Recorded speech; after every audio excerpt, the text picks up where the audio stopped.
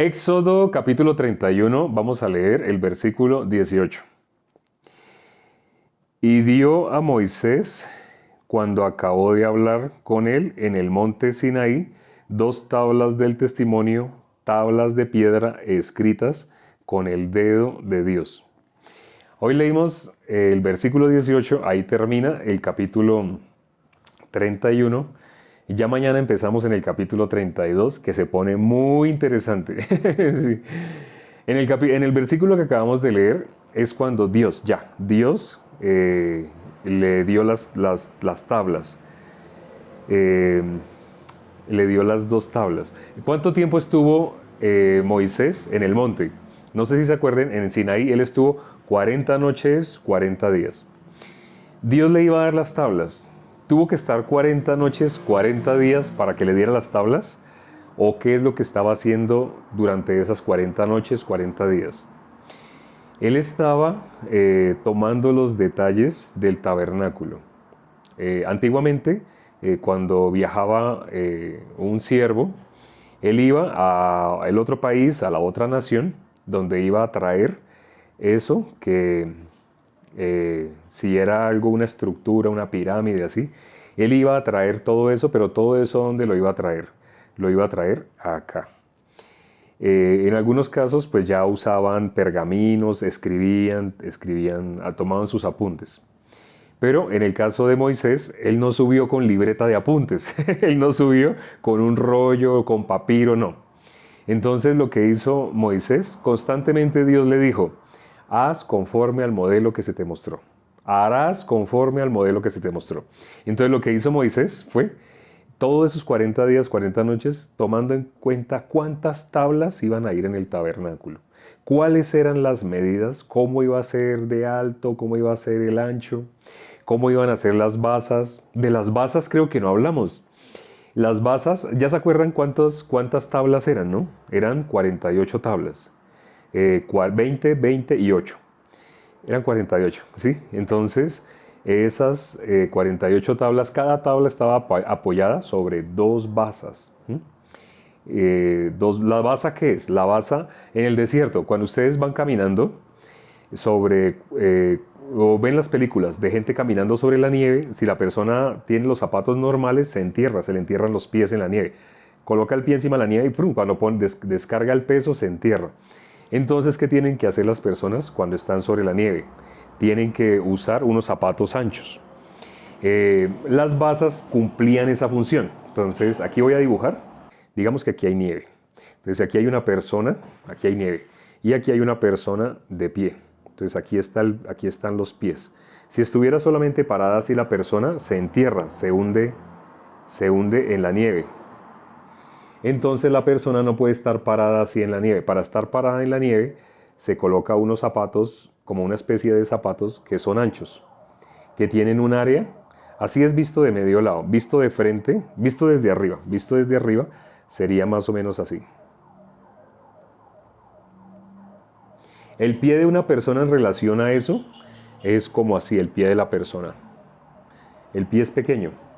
Pero eso es ancho, tiene un área grande para que cuando toque la nieve evite que se entierre. Las basas hacían exactamente eso. Y no había caído en cuenta, no habíamos hablado de las basas. Creo que las alcanzamos a nombrar. Creo que eso tampoco lo nombramos, ¿no? Bueno, hay cosas del tabernáculo que ustedes pueden leer. Si se nos saltó algo, pueden hacer mención de ello. ¿Y qué tal cosa del tabernáculo? Y tal otra.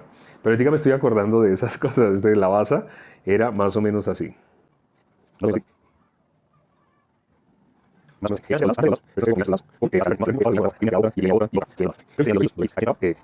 En cada basa entraba un espigo. Aquí dibujé dos espigos, pero es un espigo por basa. Entonces la tabla tenía 2 que entraban dentro de estas ranuras, así.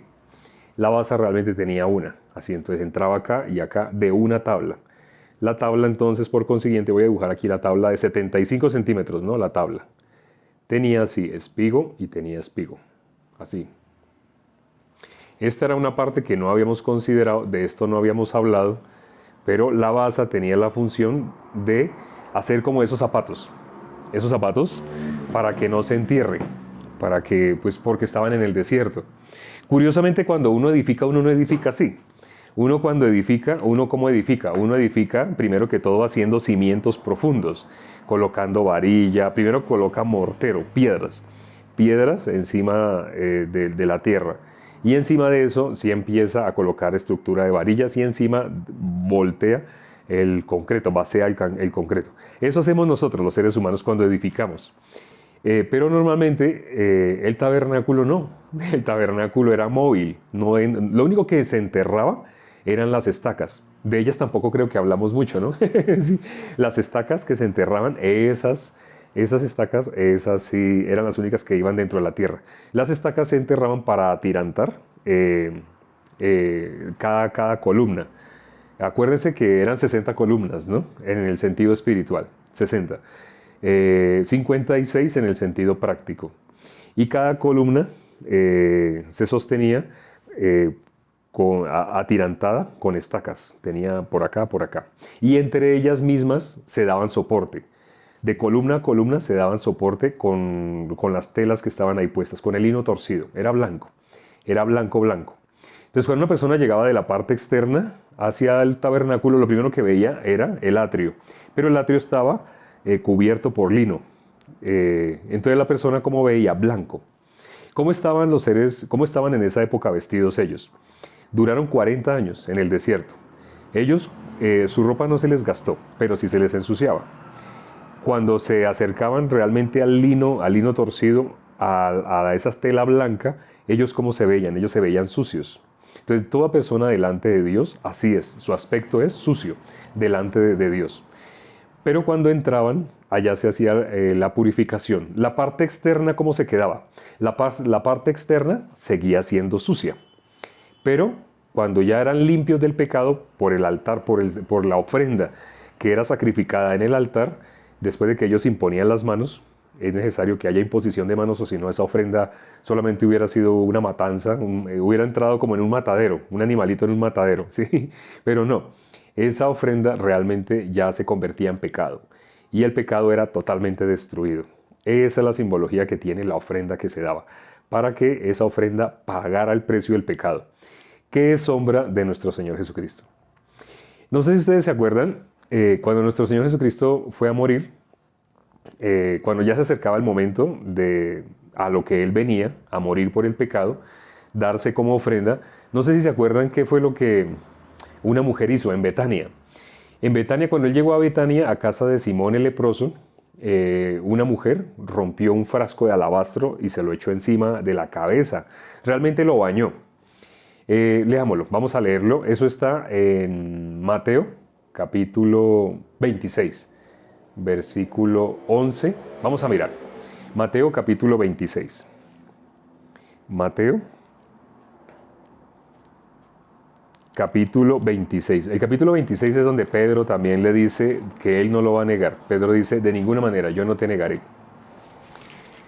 Pero eso fue en el 33, pero vamos a leer en el 6, del 6 al 13, dice: Y estando Jesús en Betania, en casa de Simón el leproso, vino a él una mujer con un vaso de alabastro de perfume de gran precio, y lo derramó sobre la cabeza de él, estando sentado a la mesa. Al ver esto, los discípulos se enojaron diciendo: ¿Para qué este desperdicio? Porque esto podía haberse vendido a gran precio y haberse dado a los pobres. Y entendiéndolo Jesús les dijo: ¿Por qué molestáis a esta mujer? Pues ha hecho conmigo una buena obra. Porque siempre tendréis pobres con vosotros, pero a mí no siempre me tendréis. Porque al derramar este perfume sobre mi cuerpo, lo ha hecho a fin de prepararme para la sepultura. De cierto os digo, que donde quiera que se predique este evangelio, en todo el mundo, también se contará lo que ésta ha hecho para memoria de ella. Acabamos de cumplir algo que dijo nuestro Señor Jesucristo. Donde quiera que se predique este evangelio, se tiene que nombrar esto que hizo ella. ¿Sí? ¿Por qué se tiene que nombrar lo que hizo ella? Ustedes saben qué es lo que se celebra el día de mañana, ¿no? Mañana es 24 de diciembre. Generalmente en algunos países el 25, el día siguiente, es festivo. En otros países el 24 y el 25 es festivo. Bueno, y realmente en algunos países donde no es festivo el 24 también lo toman como si fuera festivo. Curiosamente yo estuve en Perú un 31, en mi país el 31 la ciudad está vacía. La capital del país en el que yo me encuentro en ese momento, la capital de Colombia es Bogotá. Y Bogotá normalmente el 31 de diciembre está vacío. Las calles son solas, no se oyen pasar vehículos, cosa contraria en el transcurso del año. Durante el año hay trancones, hay muchas personas, la ciudad está atiborrada de personas, hay mucha congestión. Las calles llenas de vehículos, pito, mucha contaminación. Pero un 31 de diciembre, un 24, normalmente las calles están desocupadas, hay silencio. No sé si ustedes se han dado cuenta que en algunos en vivo se escucha, aquí donde estoy sentado en ese momento, detrás hay una cortina. Detrás de esa cortina una ventana. Y al abrir esa ventana ya se oiría el ruido de todos los carros. Y en muchos en vivo suena pasar vehículos. Pero hoy, todavía hoy no es 24, mañana es 24. Y hoy ya las calles suenan desocupadas, ya casi no pasan. Mañana casi no va a sonar nada, casi no va a sonar nadie que pase, vehículos. Pero estando en Perú, la sorpresa que me llevé, un 31 no podíamos movernos en la ciudad. He conducido en varias ciudades de otros países. La licencia que tengo me permite conducir. En varios países puedo conducir, en Argentina, en Chile, en Bolivia, en Paraguay, en Ecuador, en México. Y he conducido. En Chile y Argentina todavía no, pero allá también voy a estar conduciendo. Y yo generalmente cuando llegué a República Dominicana, por ejemplo, el ejército, allá no se conoce como ejército, allá se llama ayuntamiento. El ayuntamiento nos prestó todos los vehículos que nosotros quisiéramos. Entonces, en mi caso, pues yo tenía una camioneta muy bonita, muy grande, sí, era nueva, y en esa camioneta andé por toda República Dominicana, por toda.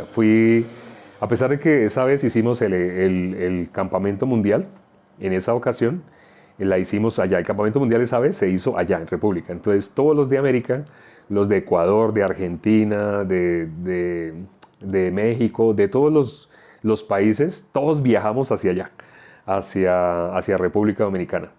Yo estuve como un mes antes, aproximadamente, pues porque teníamos que hacer preparativos. La mayoría de las personas solamente va como 4 días. Van realmente solo para disfrutar de todo el evento, de todo lo que se hizo. Pero en esa ocasión yo fui mucho antes, porque había que hacer muchos preparativos. Entonces por eso tenía que estar en un vehículo, en otro, así por todo el país. Andando así, algo que me sorprendió, en República Dominicana no hay casi, curiosamente, no hay señales. No hay señales de tránsito.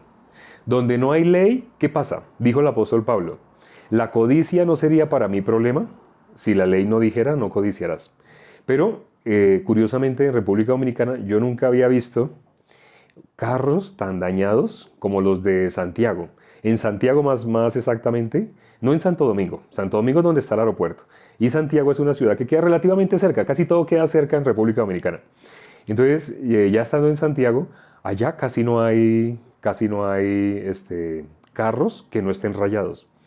Y carro que no esté rayado, rápidamente lo rayan. Yo estaba en un vehículo, así en una camioneta grande, bonita, y estaba en un semáforo. Y llegaron y ¡pum! Me pegaron. O sea, estando ahí quieto y ¡pum! El carro se estremecía.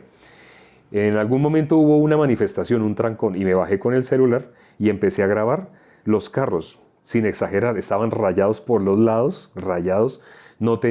Algunos no tenían retrovisores, otros tenían el parabrisas roto. Parecían carros de la NASCAR. No sé si han visto esa competencia de la NASCAR, donde los carros... sí, ¿se está escuchando bien? Me dice Pam que se escucha mucho ruido a veces. Ah, bueno, pero creo que se refería Pam en otras ocasiones, en otros en vivo. Bueno, entonces resulta que cuando yo vi esto, pues yo estaba sorprendido, no entendía por qué. Pero es porque casi no hay señales de tránsito. Incluso hay un semáforo cerca a una avenida que es como circunvalar, que le da como la vuelta a la ciudad en la parte externa. Y resulta que ahí había un semáforo. En muchas partes no hay, pero ahí había un semáforo. Y yo grabé video porque el semáforo estaba en verde. Y empecé a grabar video de cómo el semáforo estaba en verde y yo me empecé a mover.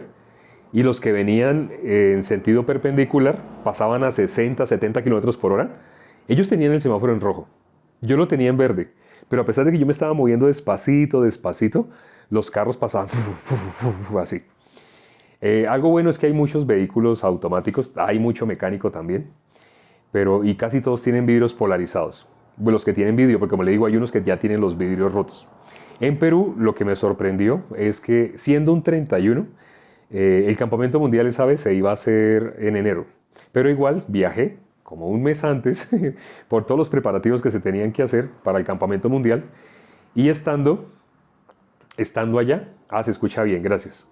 Entonces, estando allá en Perú, entonces me sorprendió porque cuando llegó el 31 de diciembre, si hubiera sido en la ciudad en la que me encuentro en ese momento, en Bogotá, la ciudad estaría desocupada. Pero no, allá había congestión, había trancón, taco. En otros países se dice taco. Había taco, había trancón, había congestión vehicular. Muchos vehículos en las vías. Casi no se podía uno desplazar. Así casi no podía uno. Y también en Lima, pues también la he conducido yo creo que conozco Lima mejor que muchos limeños. Sí. Por la iglesia, gracias a Dios, en nuestro límite no es así el país donde nacimos, sino nuestro límite es así. Sí, es circular, esférico más exactamente. Es donde haya oxígeno. Ese es como nuestro límite. Y bueno, en el caso de esta mujer, ese perfume, para que lo haya obtenido, ¿de dónde se sacaba el perfume? Esa esencia aromática, normalmente, ¿de dónde se saca?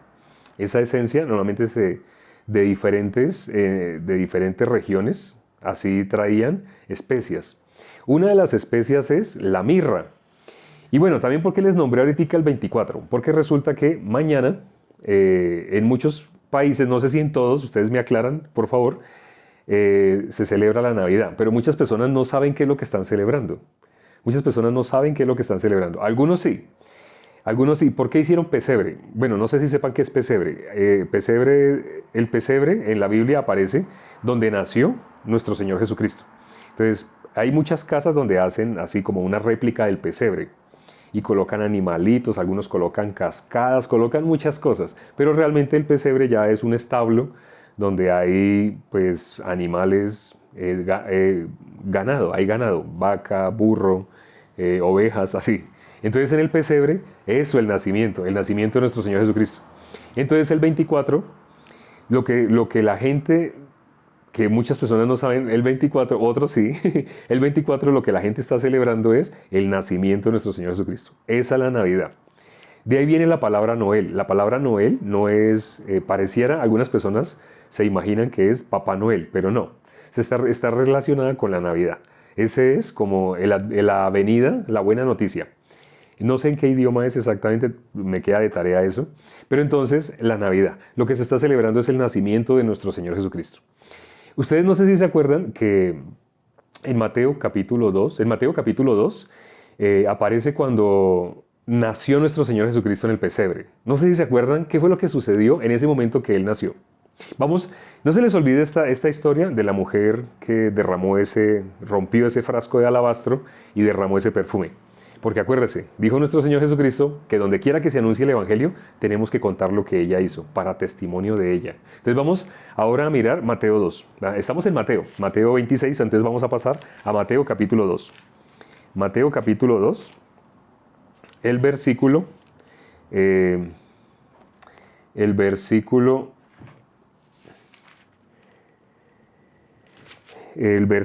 11. Leamos desde el versículo 11. Dice el versículo 11.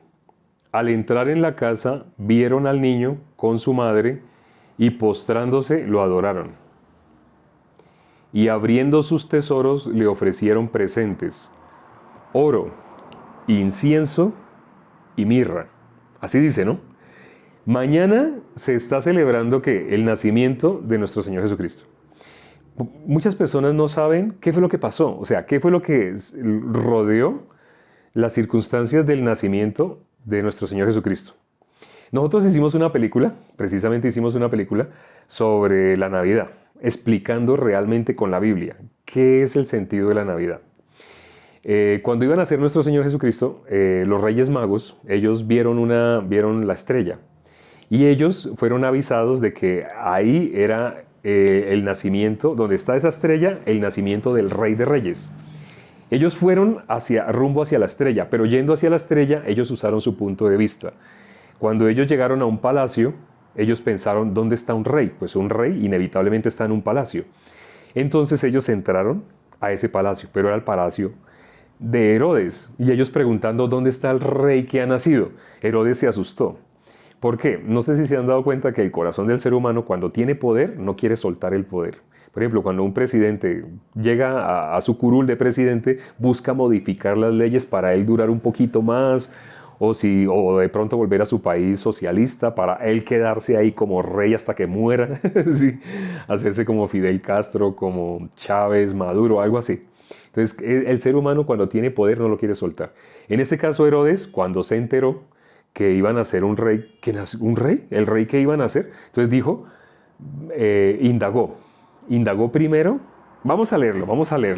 les estoy narrando lo que está aquí escrito, pero es mejor que lo leamos. Vamos a leer sobre lo que rodeó el nacimiento de nuestro Señor Jesucristo. Dice, cuando Jesús, el versículo 1 de Mateo 2, versículo 1, dice, cuando Jesús nació en Belén de Judea, en días del rey Herodes, vinieron del oriente a Jerusalén unos magos, diciendo, ¿dónde está el rey de los judíos que ha nacido? Porque su estrella hemos visto en el oriente y venimos a adorarle. Oyendo esto, el rey Herodes se turbó y toda Jerusalén con él. Y convocados todos los principales sacerdotes y los escribas del pueblo, le preguntó dónde había de nacer el Cristo. Mira a quién acudió él, a los escribas y a los sacerdotes. Dice, y convocados todos los principales sacerdotes y los escribas. Él les preguntó dónde había de nacer, indagó dónde había de nacer el Cristo. Ellos le dijeron, en Belén de Judea, porque así está escrito por el profeta, y tú, Belén, de la tierra de Judá, ¿no eres la más pequeña entre todos los príncipes de Judá? Porque de ti saldrá un guiador que apacentará a mi pueblo Israel. Los escribas, curiosamente, ahí ellos ¿qué le dijeron? Los escribas, los sacerdotes y los escribas le están diciendo dónde iban a ser. Entonces Herodes llamó en secreto a los magos, indagó de ellos diligentemente el tiempo de la aparición de la estrella, y enviándolos a Belén dijo, id allá y averiguad con diligencia acerca del niño, y cuando le halléis, hacedmelo saber para que yo también vaya y le adore. Ahora, ustedes saben, eso no era lo que quería hacer. Él dijo que eso era lo que quería hacer, que él quería ir para adorar. Pero realmente él lo que quería hacer, ¿qué era? Él quería matarlo, porque dice que él se turbó cuando, ¿cómo así que nació un rey? Yo soy rey. El único rey que puede existir soy yo. ¿Cómo así que nació un rey? No puede haber otro rey. El corazón de él solamente tenía una cosa, destruir a ese rey que nació. Sí. Entonces, ¿cómo así que nació un rey? Entonces él dijo, sí, haciendo teatro, ¿no? Claro, muéstreme dónde estará y para que yo también vaya y le adore. Lo que él quería era matarlo. Pero curiosamente, ¿quién le preguntó? A los sacerdotes y los escribas. Personas que se sabían la Biblia de memoria le pudieron decir, ¿dónde van a ser? Según las escrituras, van a ser en Belén. Ellos sabían, pero ellos no se fueron con los Reyes Magos. Los Reyes Magos siguieron su propio camino. Curiosamente, los Reyes Magos salieron de ahí y siguieron hacia la estrella. Ellos no debieron entrar a ese templo. ¿Por qué? ¿Qué fue lo que pasó? Como ellos entraron al palacio, no templo, sino al palacio. Ellos no debieron entrar al palacio de Herodes. Porque cuando entraron ahí, ellos, por su punto de vista, pues ¿dónde está el rey? El rey tiene que nacer acá, en un palacio. Eso es el punto de vista del hombre. Ellos mezclaron su punto de vista. Por usar su punto de vista, entraron y lo que hicieron fue darle aviso a Herodes que iban a ser el rey. Entonces Herodes eso no le gustó para nada Y lo que hizo fue indagar con la intención de matar a nuestro Señor Jesucristo. Sabemos realmente no fue Herodes. ¿Quién es el que quería destruir a nuestro Señor Jesucristo? Entonces, Satanás, ¿cierto? Sabemos. Pero entonces parece que hubiera sido el corazón de Herodes, no. Ya estaba pronosticado desde antes, ¿sí? Que la serpiente solamente iba a magullar el calcañar, ¿sí? Porque el talón, el calcañar, no es el talón necesariamente, ya lo hemos visto, lo hemos graficado, el calcañar le iba a estripar la cabeza a la serpiente. Entonces Satanás, desde la profecía que hay en Génesis 3, quería destruir la simiente de la mujer. Bueno, ese ya es otro cuento, eso lo vimos cuando hablamos específicamente de Génesis 3, sobre todo versículo 15. Pero bueno, estamos ahorita estamos más adelante. Entonces, aquí lo que quería mostrarles es que cuando los reyes, el versículo 11, ya nos saltamos hasta el versículo 11. Al entrar en la casa, vieron al niño con su madre María y postrándose lo adoraron. Y abriendo sus tesoros le ofrecieron presentes, oro, incienso y mirra. ¿Por qué le ofrecieron esas tres cosas? El oro, porque sabemos el tabernáculo, ¿cuánto oro había en el tabernáculo? 1 tonelada de oro. ¿Y el oro qué representa? El oro representa la divinidad. Donde estaba Dios. Es más, las basas de qué eran. Hoy dibujamos las basas, ¿no? Ah, ya las borré. Las basas eran de plata. Sí, eran de plata. Ay, de bronce, qué pena. Las basas eran de bronce y los capiteles eran de plata. Ay, los capiteles, tampoco hablamos de los capiteles, ¿no? Los capiteles, está la columna. La columna tenía basas de bronce y encima tenía capiteles de plata. Sí, pues ya, bueno, hay cosas que tenemos que hablar más adelante, inevitablemente. Entonces, pero las tablas de qué estaban forradas de oro. Por eso les decía que en el tabernáculo están los tres materiales. Porque las tablas tenían basa de bronce, ellas eran forradas en oro y encima tenían capiteles de plata. Tenía los tres elementos y cada uno tiene su simbología. Bueno, se nos está acabando el tiempo. Resumo. El incienso, el oro, ya sabemos qué representa. El tabernáculo era todo de oro. Cuando uno entraba lo que veía era oro, oro, oro. Porque las tablas todo era de oro. El candelero era de oro. La mesa del pan era de oro. El altar del incienso era de oro. Entonces uno entraba allá, lo único que veía era uno oro, oro, oro. Cuando se atravesaba el velo, allá estaba el arca de Jehová, el arca del testimonio. ¿Esa arca de qué era? De oro. O sea, todo era de madera de acacia forrado en oro, más específicamente. Había como 1 tonelada de oro aproximadamente. El oro representa el lugar donde está Dios, representa el cielo, representa la divinidad. Por eso le llevaron oro. Uno de los reyes magos le llevó oro. El otro le llevó ¿qué? Le llevó incienso. El incienso, ¿quién lo podía prender? El incienso lo podía encender a Aarón, que era el sacerdote. El sacerdote solamente una vez al año podía atravesar el velo. Pero la mesa del incienso, el altar, no es mesa, el altar del incienso estaba pegado a la cortina, al velo que separaba del lugar santísimo. Es decir, estaban realmente muy cerquita el altar del incienso y el arca del pacto. Estaban muy cerca, solamente los separaba un velo. Y ahí se hacía arder el incienso y ese aroma atravesaba el velo todos los días, a pesar de que el sacerdote solamente una vez podía hacerlo. Entonces esa atravesaba, ya sabemos que representa la oración, ya eso lo vimos también en detalle. Pero ¿qué es lo que quiero mostrar ahorita? El incienso, ¿quién lo podía presentar? El sacerdote, ¿sí? ¿Y quién era el que se podía acercar ahí? Únicamente una persona que había sido expiado de su pecado, limpio de su pecado. El sacerdote. Entonces, ¿qué dice la palabra de nosotros? Dios a nosotros nos constituyó nación santa, real sacerdocio. Está hablando de la iglesia. Entonces, en este caso, el incienso está representando la oración de los justos. Ah, de los santos, también lo vimos, ¿no? La oración de los santos, dice en Apocalipsis 5:8. Y 8, 3, 4 y 5 también. Está hablando de la oración de los santos. Entonces está hablando de la iglesia. Eso es lo que representa el incienso, ¿sí? Ahora, ¿y qué otra cosa le dio el otro rey mago? Eran 3 reyes magos, el otro le dio mirra. ¿Y qué es mirra? Es perfume, ¿sí? Y hoy leímos en Mateo 26, versículos 6, 7, 8 hasta el 13, del 6 al 13, leímos cuando la mujer que estando en Betania, cuando Jesús llegó a Betania, a la casa de Simón el leproso, una mujer llegó cuando Jesús estaba sentado a la mesa y ella rompió un frasco de alabastro y le vertió todo el perfume así desde la cabeza a nuestro Señor Jesucristo. ¿Y qué dijo nuestro Señor Jesucristo? Todos los que estaban ahí, ¿qué dijeron? Los discípulos, más exactamente. Esto se debió haber vendido, era de muy buen precio. Esto no lo debió haber botado así. Y él le dijo, no, no lo botó. ¿Sí?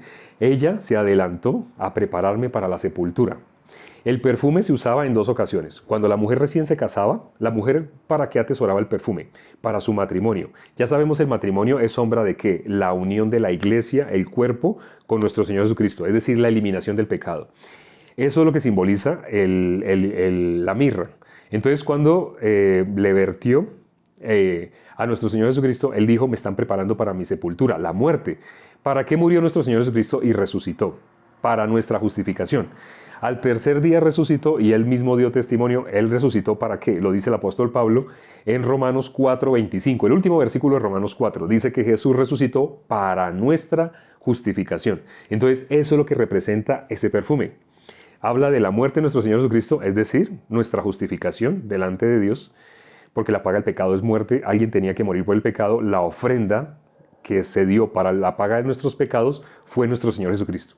Sé que muchas personas no conocen esto y hoy de pronto ahora no habrán muchos. Yo creo que hay pocos nuevos, pero las personas nuevas que no habían escuchado ya saben por qué es lo que se celebra realmente en Navidad. El nacimiento de aquel que venía a pagar el precio de nuestros pecados, para justificarnos delante de Dios, para hacernos quitar ese velo que estaba interpuesto entre nosotros y el lugar santísimo donde estaba Dios. Ese velo fue quitado. Ya podemos entrar tranquilamente en la presencia de Dios. Por eso en nuestras oraciones dice la Biblia, Dios oye la oración del justo, no oye al pecador. Pero no te preocupes, para eso está este perfil de TikTok, para explicarte cómo ser libre de la condenación del pecado. Sé que tu lógica te va a decir que es imposible, que nadie puede dejar de ser pecador. Eso nos va a decir nuestro corazoncito. La Biblia dice el corazón de nosotros es engañoso y perverso. Proverbios 26:28, ¿qué dice? El que confía en su corazón es necio. Entonces no confíen en su corazón, no se queden con sus pensamientos, con lo que les llega, con lo que les parece verdadero. Sigan escuchando. ¿Cómo una persona puede pasar de las obras a la gracia? Únicamente por fe. Y la fe, ¿cómo viene? Por el oír. Aquí en este perfil vas a escuchar única y exclusivamente el Evangelio, única y exclusivamente esa buena nueva que nos une nuevamente con Dios. Hoy hablamos de una manera rápida, resumida, pero para eso se creó este perfil. Entonces, si todavía tienes dudas, si todavía hay cosas que no alcanzas a entender, no te preocupes, sigue escuchando. Quienes han escuchado desde varios meses, ya llevan varios meses, algunos ya han recibido la salvación. Te invito a que sigas y perseveres en el camino, que este es el verdadero camino. El que te vamos a indicar aquí es el verdadero camino. No tenemos ninguna pretensión económica. Como algunos entran a escribir, sí, ya van a pedir plata. No, aquí tranquilos, nunca les vamos a pedir plata, nunca. La intención de nosotros es que conozcas, dice la Biblia, dad gratis lo que gratis recibiste. En las iglesias, ¿por qué piden plata? Porque no dan lo que se debe dar gratis, el Evangelio. Vamos a orar ya para terminar. Padre, gracias por este privilegio que nos das para escuchar tu palabra. Lamentablemente hay muchas cosas que nosotros llamamos ligeramente iglesia, porque son delante de los hombres iglesia, porque suceden milagros, porque la música, porque las intenciones son buenas y llamamos nosotros iglesia. Pero bíblicamente iglesia es la congregación de los justos y el justo es aquel que ya ha sido justificado de su pecado. Es decir, las personas que todavía en su corazón se consideran pecadoras realmente no forman parte de la iglesia, parte del cuerpo de nuestro Señor Jesucristo.